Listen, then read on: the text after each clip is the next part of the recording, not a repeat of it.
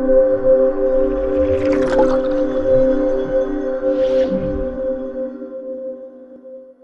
usines de transformation des produits locaux de l'Union régionale Santé-Yalla joueront un grand rôle dans la réduction du taux de chômage, annonce la présidente de l'organisation non gouvernementale Santé-Yalla, Mme Aminata Mane. Ces outils permettront aux femmes et aux jeunes de sortir dans cette crise que nous sommes en train d'endurer, qui est la pauvreté.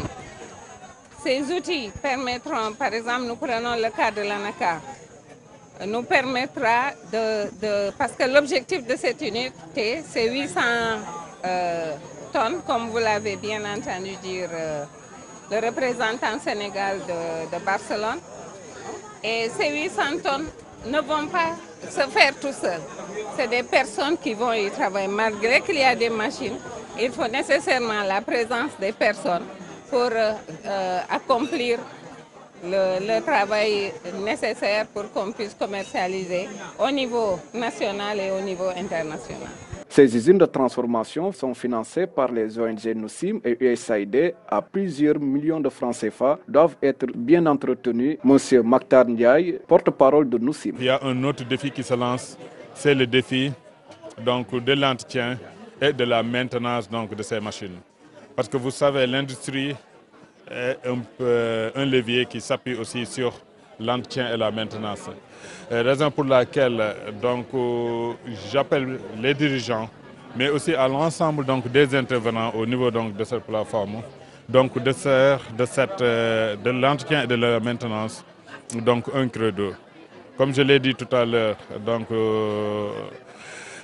ça doit être une conscience individuelle de tout un chacun, pour une bonne prise en charge de ces équipements, pour que ça puisse perdurer et aller jusqu'à l'amortissement et que cette unité puisse donner lieu à d'autres installations du genre. Le financement a coûté à la fondation Nousims une enveloppe de 148 milliards et poussière, 148 milliards de francs CFA.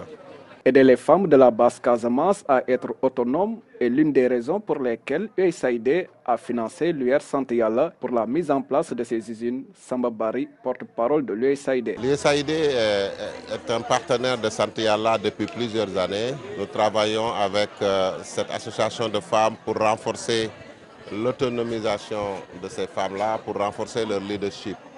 Donc ça fait à peu près 6 ans ou 7 ans qu'on travaille à l'UR Santé-Yalla pour les appuyer dans le sens de développer la résilience des femmes par rapport à la situation de conflit, mais également développer leur capacité économique.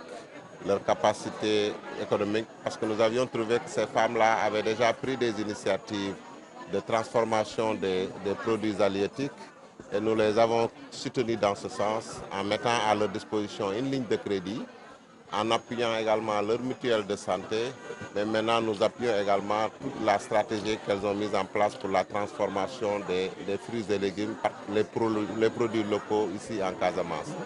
Donc c'est la raison pour laquelle on est aujourd'hui ici pour l'inauguration de ces unités de transformation que nous avons cofinancées avec la fondation espagnole. Donc nous sommes très fiers de ce que nous avons vu.